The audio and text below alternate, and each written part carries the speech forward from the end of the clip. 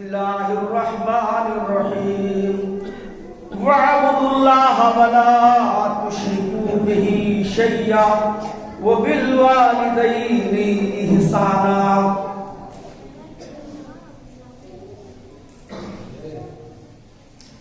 حمد و سلام کے بعد معلوم ہو یہ ابھی خطبہ مسمونہ کے بعد قرآن مقدسہ کی چند آیات کا شرح حاصل کیا گیا.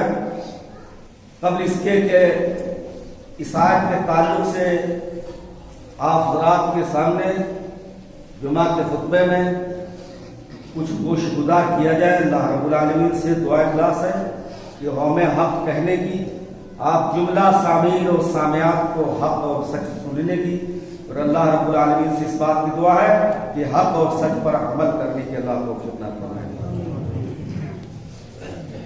وَاعْبُدُوا اللَّهَ، اللہ کی عبادت کرو. وَلَا تُشْرِكُوا بِهِ شَيْئًا، اور اللہ کے ساتھ کسی کو شریک و ساجی نہ بناؤ، اللہ کے ساتھ کسی کو شریک نہ ٹھہراؤ. وَبِالْوَالِدَيْنِ إِحْسَانًا، اور اپنے والدین کے ساتھ حسن سلوک کرو، اپنے والدین کے ساتھ اچھا برتاؤ کرو.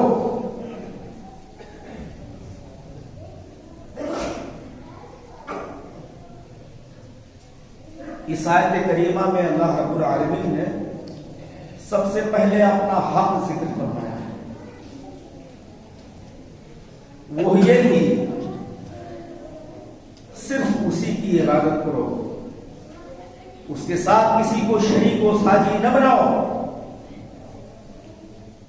اور دوسرے یہ کہ اپنے والدین کے ساتھ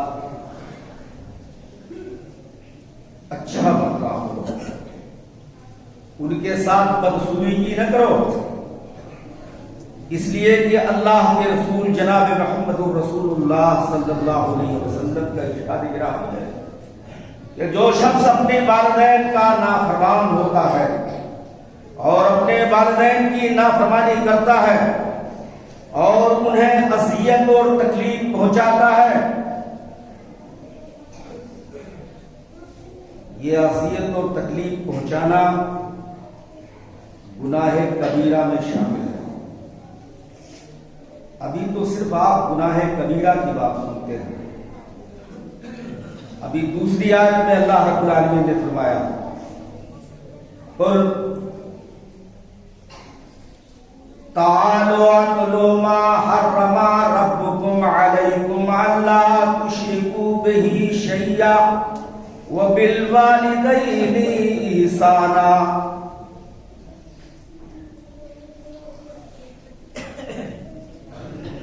اے میرے محبوب، آپ قرآن پڑھ کر کے ان کو سنا دو. قل تعالوا اتلوا، آؤ میں تمہیں قرآن پڑھ کر کے سناتا ہوں کہ تمہارے پروردگار نے تمہارے اوپر کیا کچھ حرام کر دیا ہے.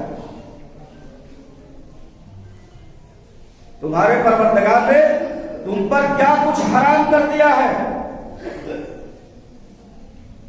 اور والدین کے ساتھ حسن سلوک کرنے کو. اس آیت کریمہ میں اللہ رب العالمین نے محرمات کا ذکر فرمایا ہے. محرمات اس کو کہتے ہیں کہ مسلمان کے لیے جو چیزیں حرام ہیں، وہ یہ کہ اس کے ساتھ کسی کو شریک نہ کرو، گویا کہ اللہ کے ساتھ شرک کرنا حرام ہے. اور دوسرے یہ کہ والدین کے ساتھ اچھا سلوک کرو، والدین کے ساتھ بدسلوکی کرنا بھی حرام ہے. ابھی اگلی آیت میں گناہ کبیرہ بتایا، اور اس آیت میں اللہ تعالیٰ نے حرام کر دیا. جیسے شراب حرام ہے، خنزیر کا گوشت حرام ہے مسلمان کے لیے، ویسے مسلمان قوم کے البیلے نوجوان کے لیے ماں باپ کے ساتھ حسن سلوک کرنا حلال، اور ماں باپ کے ساتھ बदसलूकी करना हराम।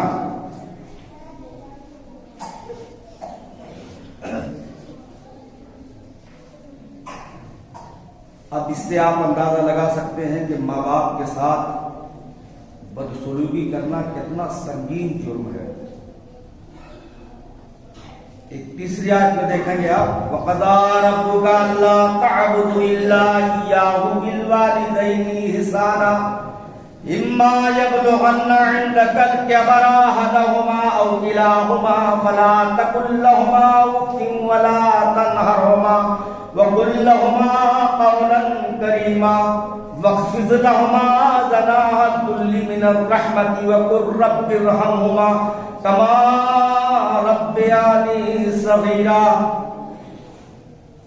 अल्लाह फरमाते हैं तुम्हारे रब ने फैसला कर दिया है, तुम्हारे रब ने फर्ज कर दिया है, वक़ज़ा रब्बुका अल्ला तअबुदू, तुम उसके सिवा किसी की प्रस्तिस, किसी की पूजा न करना।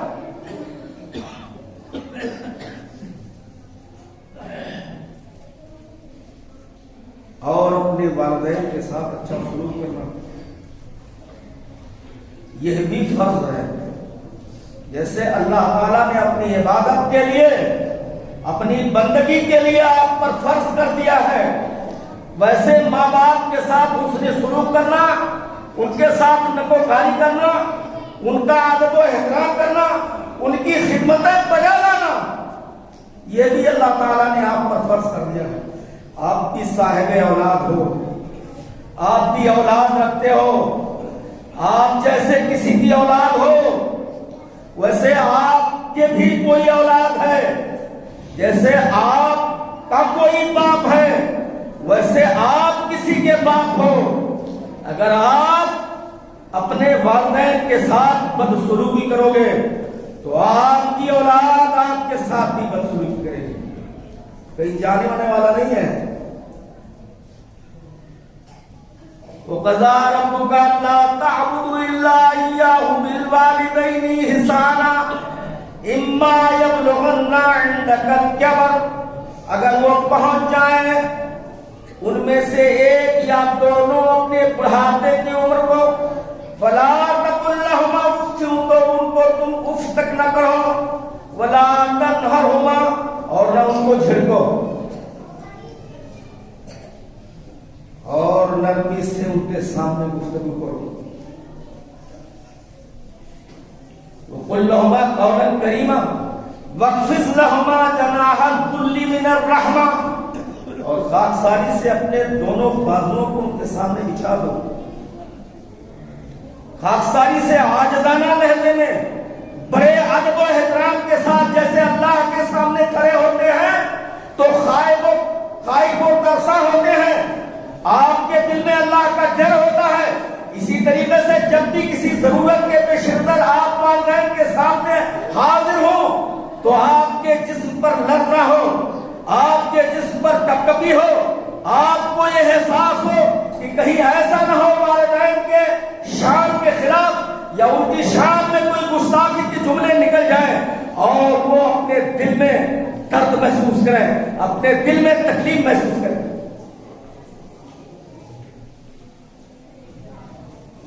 वक़ुल लहुमा क़ौलन करीमा वख़्फ़िज़ लहुमा जनाह दुल्ली मिनर रहमा वक़ुल रब्बिरहमहुमा कमा रब्बियानी सगीरा, और अपने परवरदिगार से दुआ करो इखलास के साथ कि अल्लाह इन पर रहम फरमा इस बुढ़ापे की हालत में, जिस तरह इन्होंने शफ़क़त और मोहब्बत के साथ हमारी परवरिश की है, शफ़क़त और मोहब्बत के साथ जिस तरह वालिदैन ने परवरिश की है ऐसे ही आपको उनके सामने पेश करना है। अल्लाह के रसूल जनाब मोहम्मद रसूलुल्लाह सल्लल्लाहु अलैहि वसल्लम ला ताअता li अहदिन, ला ताअता li अहदिन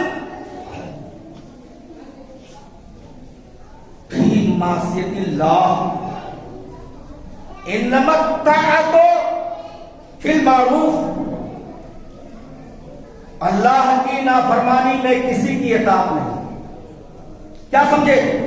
اللہ کی اطاعت میں، اللہ کی نافرمانی میں کسی کی اطاعت نہیں، نہ بیوی کی اطاعت، نہ اولاد کی اطاعت۔ اگر ماں باپ کی اطاعت سے اللہ خوش ہوتا ہے اور وہ آپ کی نافرمانی میں شامل نہیں ہے، تو آپ کو ماں باپ کے مد مقابل نہ آپ کو اپنی اولاد کی اطاعت کرنی ہے، نہ آپ کی محبت اولاد کی طرف مبذول ہوں، نہ بیوی کی طرف مبذول ہوں، نہ اور دوست احباب کی طرف محبوب ہوں۔ اگر آپ نے ایسا کیا تو لا طاعت فی معصیت اللہ، نافرمانی کے کام میں کسی کی، اللہ کی نافرمانی کے، اللہ کے نافرمانی کے کام میں کسی کی اطاعت ہی نہیں۔ اور اگر آپ اپنے والدین کے ساتھ بدسلوکی سے پیش آتے ہیں تو یہ اللہ کی نافرمانی ہے، یہ اللہ کی نافرمانی ہے۔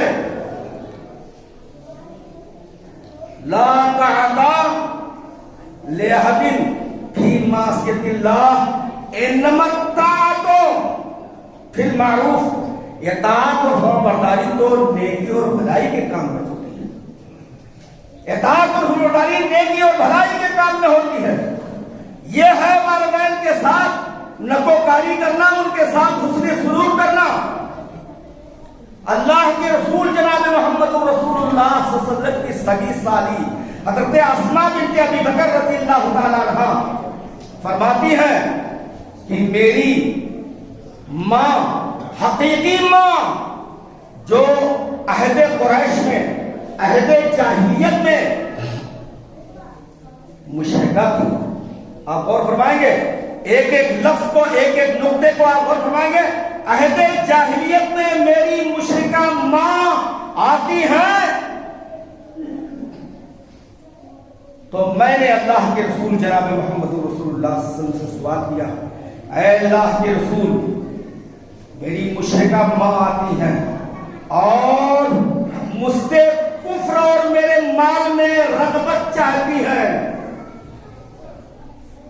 کفر میں اور میرے مال میں رغبت کرنا چاہتی ہے، اے اللہ کے رسول کیا میں ان سے صلہ رحمی کروں؟ آپ نے فرمایا ہاں، تم ان سے صلہ رحمی کرو، تم ان سے صلہ رحمی کرو، مال تو دے دیا کرو، اگرچہ وہ حالت کفر میں سانس لے رہی ہے، لیکن کفر کی حالت میں ان کی طرف رغبت نہ کرنا۔ جس سے گناہ ہو، جس سے انکار خداوندی ہو، احکامات خداوندی کا انکار ہو، اس میں رغبت نہیں کرنا۔ گویا کہ اگر وہ کفر کی طرف آپ کو مائل کرنا چاہتی ہے تو ایسی صورت میں ان کی بات ہی نہ سننا، ان کی بات ہی نہ سننا، نہ ان کی آواز پر کام کرنا۔ ہاں، جہاں تک مال کا سوال ہے، ان کو مال دے کر کے ان کا تعاون کر دینا، ان کی مدد کر دینا۔ دوسری حدیث دیکھیں، ایک شخص اللہ کے رسول جناب محمد رسول اللہ صلی اللہ علیہ وسلم کی خدمت میں حاضر ہوا، عرض کیا ہے اللہ کے نبی، لوگوں میں حسن صحبت کا سب سے زیادہ مستحق کون ہے؟ اے اللہ کے رسول، لوگوں میں، تمام لوگوں میں حسن صحبت کا سب سے زیادہ مستحق کون ہے؟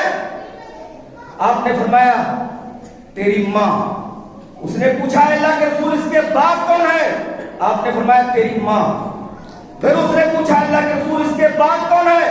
آپ نے فرمایا تیری ماں۔ اس نے پوچھا اللہ کے رسول پھر اس کے بعد کون ہے؟ فرمایا تیرا باپ۔ ایک دوسری حدیث میں آتا ہے تیری ماں، تیری ماں، تیری ماں، پھر تیرا باپ، پھر وہ جو تجھ سے زیادہ قریب ہو۔ کون قریب رہتا ہے؟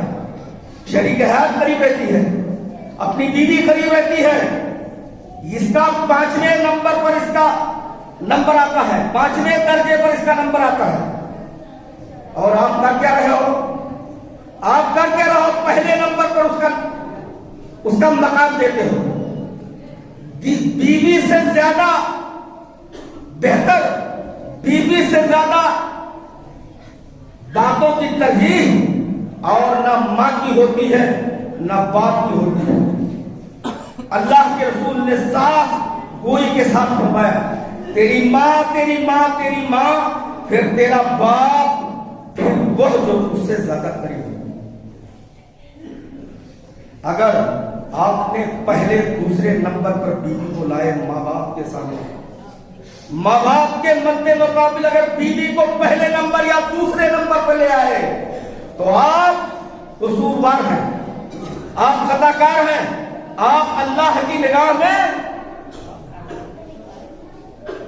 اس کے سخط اس کے غصے کے مستحق ہیں۔ کیسے؟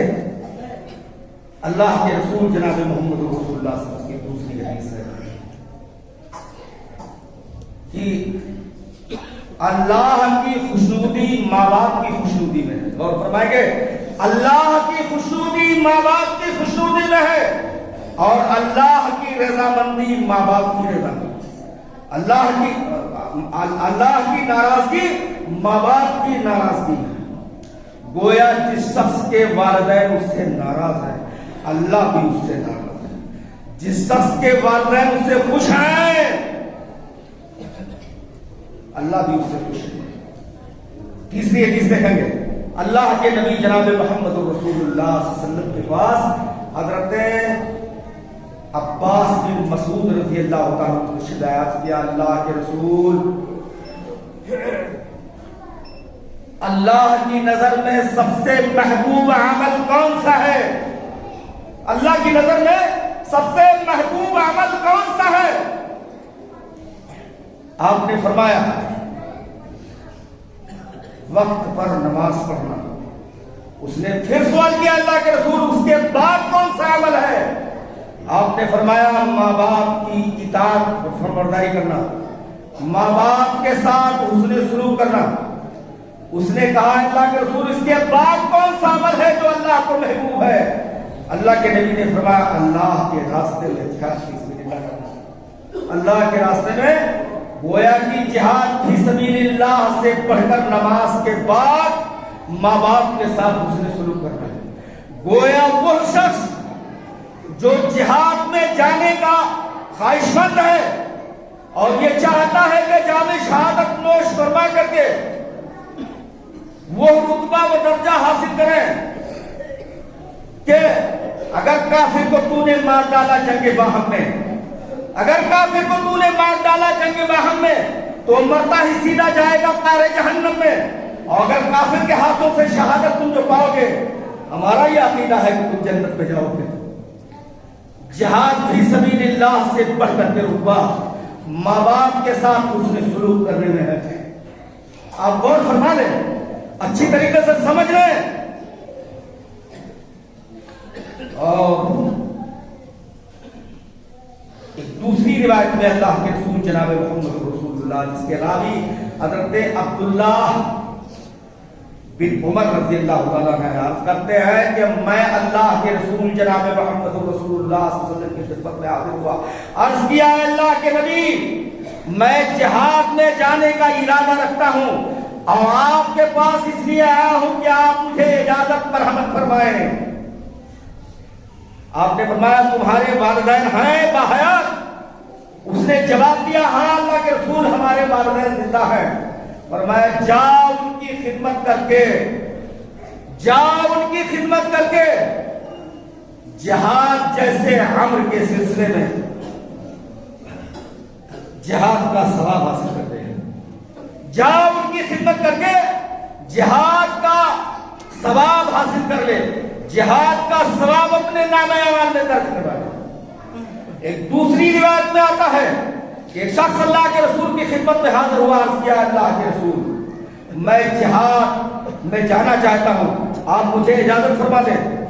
آپ نے فرمایا تیری ماں ہے؟ فرمایا ہاں اللہ کے رسول میری ماں ہے۔ فرمایا جا اس کی خدمت کر کے، اس کی خدمت کر کے جہاد کا رتبہ اور جہاد کا درجہ حاصل کر۔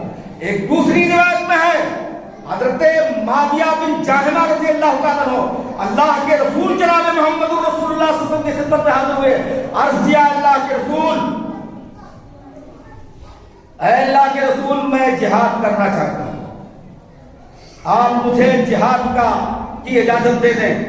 آپ صلی اللہ علیہ وسلم نے فرمایا تیری ماں ہے؟ اس نے کہا ہاں اللہ کے رسول میری ماں باحیات ہے۔ فرمایا جا ان کی خدمت کر، اس لیے کہ جنت ان کے قدموں کے نیچے ہے۔ کیا مطلب؟ جا ان کی خدمت کر، جنت ان کے، گویا کی جہاد سے اللہ کے رسول نے منع فرمایا ماں باپ کی خدمت اور ان کے ساتھ سلوک کرنے کے۔ فرمایا جا ماں کی خدمت کو لازم پکڑ، کیونکہ جنت اس کے قدموں کے نیچے ہے۔ مطلب اس کا یہ ہے کہ جس طریقے سے قدم کے نیچے کی مٹی پاؤں سے مس کرتی ہے، قربت ہے اس مٹی سے پیر کی، اتنا اس سے زیادہ قریب تمہارے لیے جنت ہے اگر تم ماں باپ کے وفاشیار، اگر تم ماں باپ کے خدمت گزار ہو۔ جتنی مٹی پاؤں سے قریب ہے اتنا جنت اس اولاد سے قریب ہے جو اپنے والدین کا خدمت گزار ہو ہے۔ آؤ میں آپ کو اور آگے لے چل رہا ہوں۔ اللہ کے رسول جناب محمد رسول اللہ صلی اللہ علیہ وسلم نے فرمایا وہ شخص بڑا بدنصیب ہے، وہ نوجوان بڑا بدنصیب ہے جو اپنے والدین کو بڑھاپے کی حالت میں یا ان میں سے کسی ایک کو بڑھاپے کی حالت میں پائے اور جنت میں داخل نہ ہو۔ گویا نماز بھی پڑھتا ہے آدمی، اگر ماں باپ کا نافرمان ہے تو جنت میں نہیں داخل ہو سکتا۔ یہ مسلم شریف کی روایت ہے، بخاری کی روایت ہے، وہ جنت میں داخل نہیں ہو سکتا وہ اولاد۔ فرمایا کہ بات یہ ہے کہ اللہ کے رسول خطبہ دینے کے لیے جمعہ کے دن منبر کے پہلے زینے پر قدم رکھا۔ فرمایا خاک آلود ہو اس شخص کی ناک۔ خاک آلود ہونے کا مطلب ہے ذلیل ہو جائے، برباد ہو جائے، وہ شخص رسوا ہو جائے سماج میں اور پوری دنیا میں اس کی بے عزتی ہو جائے۔ خاک آلود ہو جائے اس کی ناک جو بڑھاپے کی عمر میں اپنے والدین کو پائے اور جنت میں داخل نہ ہو پائے، جنت میں داخل نہ ہو پائے، وہ شخص ذلیل و خوار ہو جائے پوری دنیا میں۔ اگر عزت ہی نہیں ملے گی تو پھر زندگی کس کام کی ہے؟ بڑی صفائی کے ساتھ بات کرتا ہوں، عزت ہی نہیں ملے گی تو پھر دنیا میں زندگی کس کام کی؟ بیکار زندگی ہے۔ آؤ اللہ کے رسول جناب محمد رسول اللہ صلی اللہ علیہ وسلم کو اللہ تعالیٰ نے معراج بلایا۔ آپ صلی اللہ علیہ وسلم اللہ تعالیٰ سے ملاقات کیے اور جنت اور جہنم کو بھی دیکھا تاکہ میرے بندوں کو جا کر کے دنیا میں جنت کی خوشخبری سنائے۔ اس لیے اللہ نے جنت کو دکھلایا اور جہنم کو اس لیے دکھایا کہ جہنم کے عذاب سے ڈرائے۔ اللہ تعالیٰ نے آپ کو اسی مقصد کے لیے جنت اور جہنم دونوں کو دکھلایا۔ دیکھا کہ ایک شخص کے قرآن کی تلاوت کی آواز آ رہی ہے، جنت میں ایک شخص کے قرآن کی تلاوت کی آواز آتی ہے۔ آپ صلی اللہ علیہ وسلم نے پوچھا کرو گے جنت سے یہ آواز کس کی ہے؟ میرے کچھ بھائی کہتے ہیں اللہ کے رسول عالم الغیب تھے۔ اگر عالم الغیب تھے تو کرو گے جنت سے کیوں پوچھا اللہ کے نبی نے کہ کس کی آواز ہے؟ آپ کو معلوم ہو جاتا کہ یہ حارثہ بن نعمان کی آواز ہے، یہ حارثہ بن نعمان کی آواز ہے۔ لوگ بتایا کرو گے جنت نے کہ یہ حارثہ بن نعمان ہے۔ فرمایا یہ ان کی ماں کے ساتھ نکوکاری کا یہی تو فائدہ ہے۔ آپ نے فرمایا یہ ان کی ماں کے ساتھ نکوکاری کا یہی تو فائدہ ہے۔ اور جو شخص اپنے والدین کے ساتھ نکوکار ہوتا ہے اس کا صلہ جنت کے سوا کچھ نہیں ہوتا، جنت کے سوا کچھ نہیں ہوتا۔ اللہ کے رسول جناب محمد رسول اللہ صلی اللہ علیہ وسلم کی خدمت میں ایک شخص حاضر ہوا، عرض کیا اللہ کے رسول میں نے بہت بڑا گناہ کیا ہے، گناہ کبیرہ کیا ہے۔ اور فرمائے کہ میں نے گناہ کیا ہے اور گناہ کبیرہ کیا ہے، کیا میرے توبہ کی قبولیت کا کوئی راستہ ہے؟ آپ نے فرمایا تیری ماں ہے؟ اس نے کہا اللہ کے رسول میری ماں کا انتقال ہو گیا۔ فرمایا تیری خالہ ہے؟ فرمایا ہاں اللہ کے رسول میری خالہ ہے۔ فرمایا جا، جس طرح ماں کے ساتھ نیکوکاری کا تجھے حکم دیا گیا ہے، ٹھیک اسی طریقے سے خالہ کے ساتھ اس نے سلوک کرنا، خالہ کے ساتھ نیکوکار رہنا۔ تیرے گناہ کے کفارہ کے لیے اور تیرے توبہ کی قبولیت کے لیے اللہ تعالیٰ راستہ بنا دے گا، تیرے توبہ کی قبولیت کے لیے اللہ راستہ بنا دے گا۔ جا اپنے خالہ کی خدمت کو لازم پکڑ۔ اللہ کے رسول جناب محمد رسول اللہ صلی اللہ علیہ وسلم کی دوسری روایت ہے،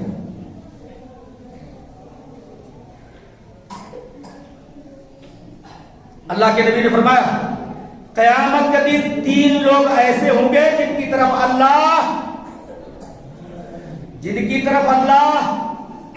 جس طرف وہ رہیں گے اس سمت اللہ دیکھے گا نہیں۔ ایسا نہیں ہے کہ آپ کی طرف نہیں دیکھے گا، جس طرف آپ کھڑے رہیں گے اس سمت نہیں دیکھے گا اللہ۔ 3 قسم کے لوگ ایسے ہوں گے جن کی طرف جو جس طرف کھڑے ہوں گے اللہ ان کی طرف نہیں دیکھے گا۔ صحابہ نے پوچھا اللہ کے رسول وہ کون سا ہے جن کی طرف اللہ دیکھے گا، اس سمت نہیں دیکھے گا، اس طرف نہیں دیکھے گا؟ آپ نے فرمایا نمبر 1 ماں باپ کے نافرمان، ماں باپ کا نافرمان جس طرف کھڑا رہے گا اللہ اس طرف نہیں دیکھے گا۔ نمبر 2 وہ آدمی جو شراب پیتا ہے جس سمت کھڑا رہے گا اللہ اس طرف نہیں دیکھے گا۔ نمبر 3 وہ اس شخص کی طرف نہیں دیکھے گا، وہ سمت نہیں دیکھے گا جو احسان کر کے احسان کا ردہ لگاتا ہے، جو احسان کر کے جتاتا ہے۔ پھر فرمایا آپ نے کہ 3 قسم کے لوگ ایسے ہوں گے جو جنت میں داخل ہی نہیں ہو سکتے۔ صحابہ نے پوچھا اللہ کے رسول وہ 3 قسم کے لوگ کون ہیں جن کی جو جنت میں داخل نہیں ہو سکتے؟ آپ نے فرمایا ایک وہ شخص ہے جو اپنے ماں باپ کا نافرمان ہے، وہ جنت میں داخل ہو ہی نہیں سکتا۔ دوسرا وہ شخص ہے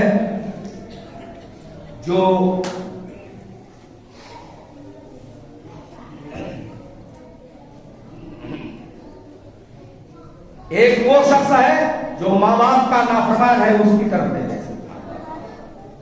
دوسرا وہ شخص دوسری وہ عورت وہ ہے جو مردوں کے ساتھ مشابہت کرتی ہے، مرد مردانہ لباس پہنتے ہیں تو عورت بھی مردانہ لباس پہنتی ہے،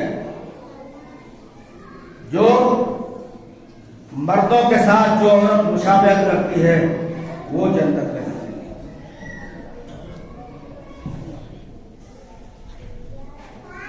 نمبر 3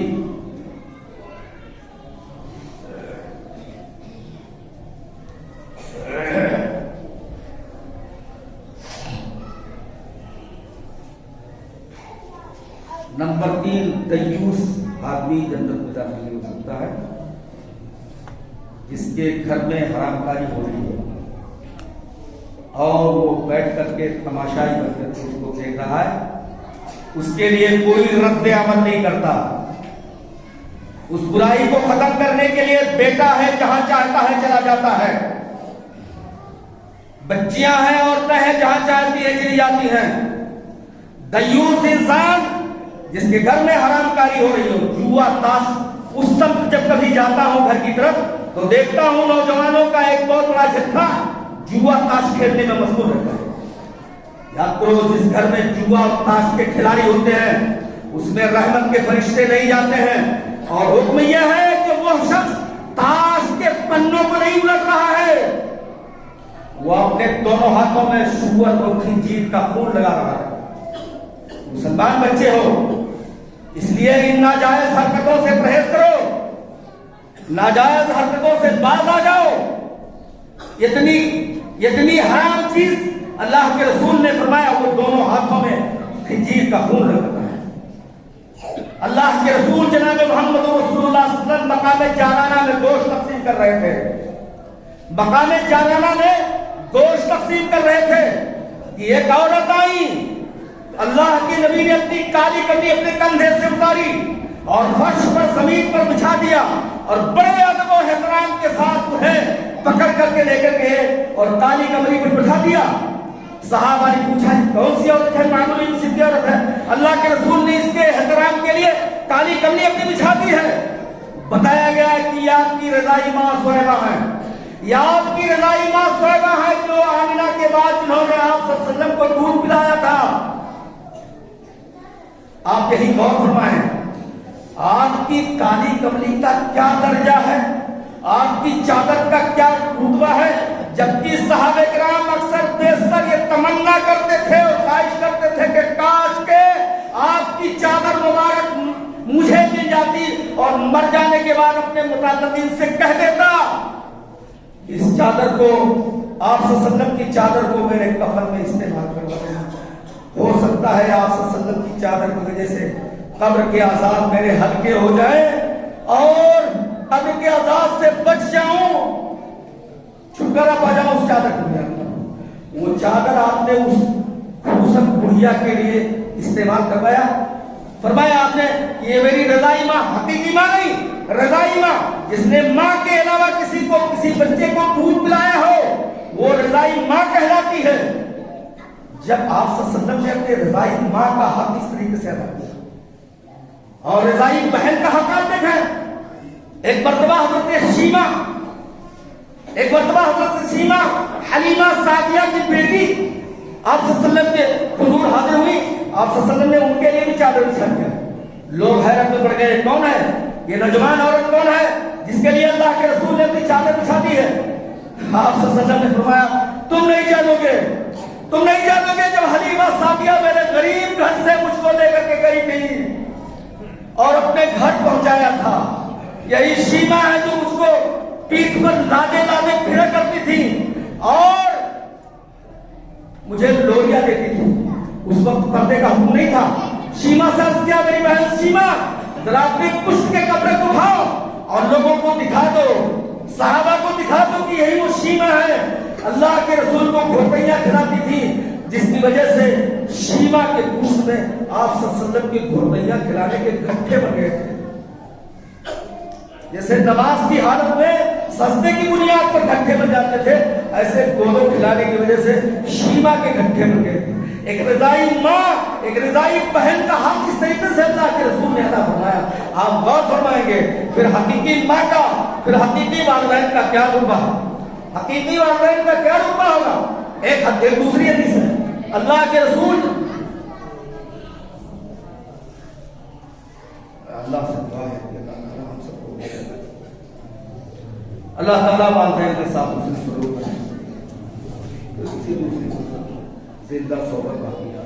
ان اللہ ملائکتہ یصلون علی النبی الذین آمنوا صلوا علیہ وسلم تسلیما. اللهم صل علی محمد وعلی